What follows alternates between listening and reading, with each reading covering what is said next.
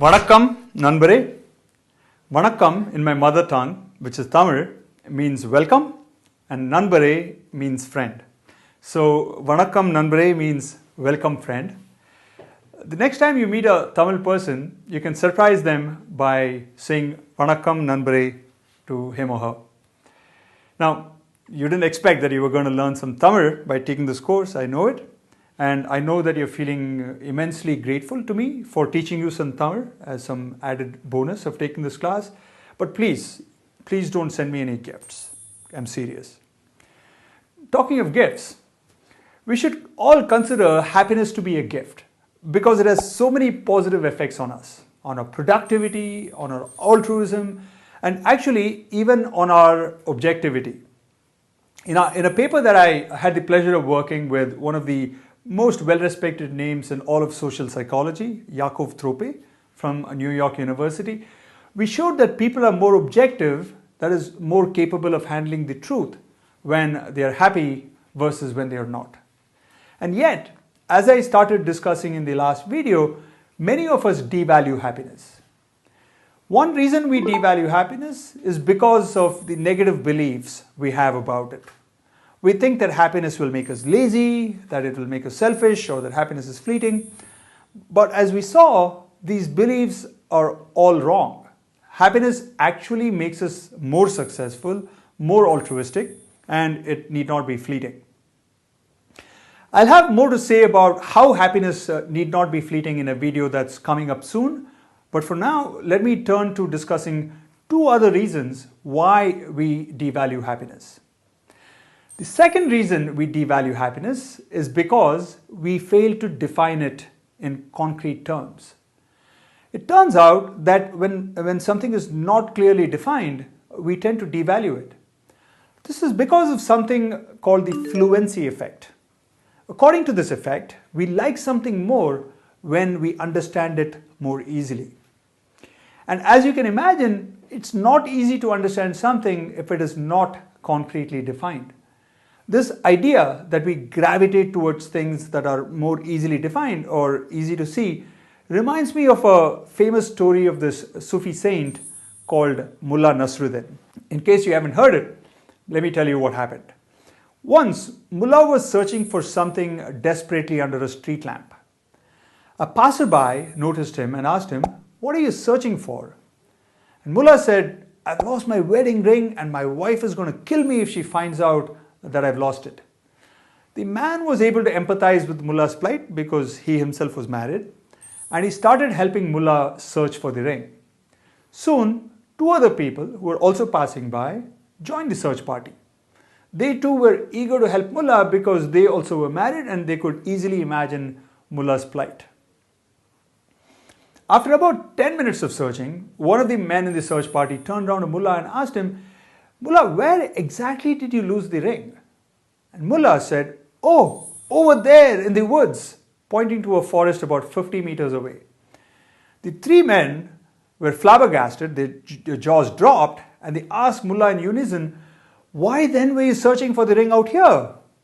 And Mullah, without batting an eyelid, says, "Oh, because we can more easily see here under the street lamp. Over there, it's dark and difficult to see." The story shows us how we have a tendency to focus on things that we can see more clearly, which is similar to the idea that we give greater value and priority to things that are more clearly defined. Here's a more scientific exploration of the same idea.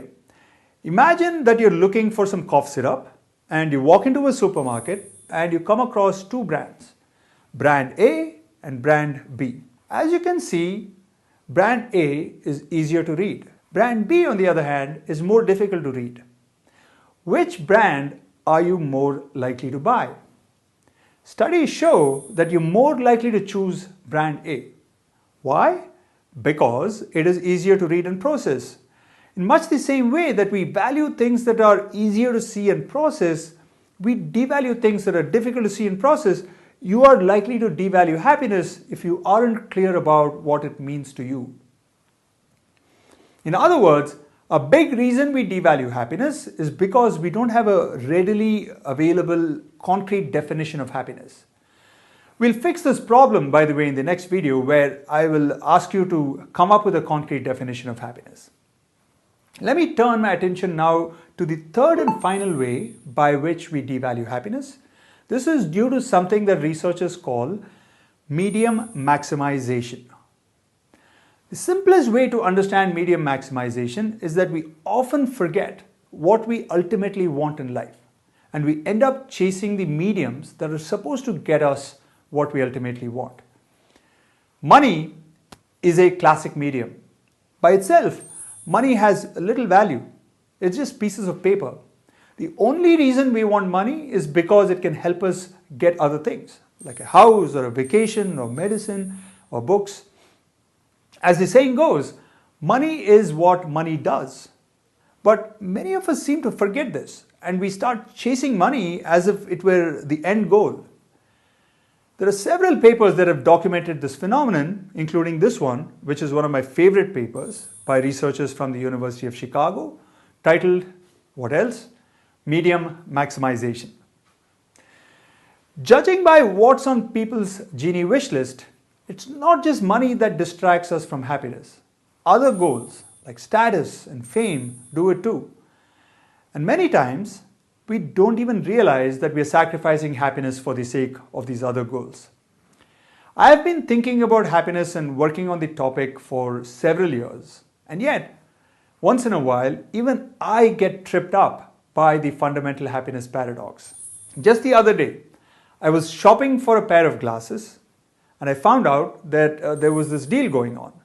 Buy one pair and get half off another pair of equal or lower value. I found this really good looking pair of glasses that set me back by about $120, and I decided that I was going to buy it. Then, to take advantage of the deal, I started looking for another pair, and I found this really good looking one.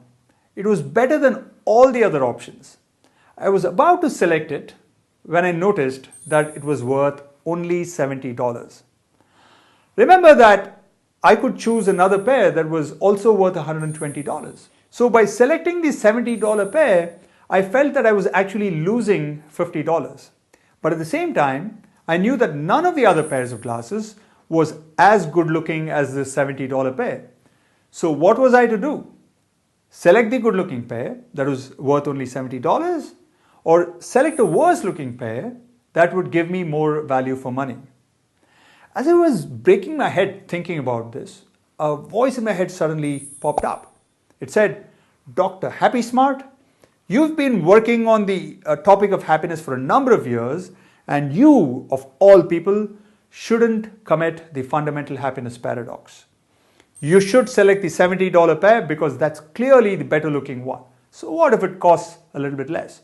No one will know how much it costs, and you too will forget about it. So select that pair that you think looks good, since that's the happiness maximizing choice." And that's what I did. But this example goes to show how easily we can be derailed by medium maximization. All right, with that, let me turn now to summarizing what we discussed in the last two videos. We discussed how we devalue happiness for three main reasons. First reason is that we harbor negative beliefs about happiness. Second reason is that we fail to define happiness in concrete terms. And the third reason is that we are susceptible to medium maximization. So it follows that to overcome the first deadly happiness sin, we'll need to figure out a strategy that takes care of all these three reasons why we devalue happiness. And that's exactly what we are going to do in the very next video. Till then, bye-bye.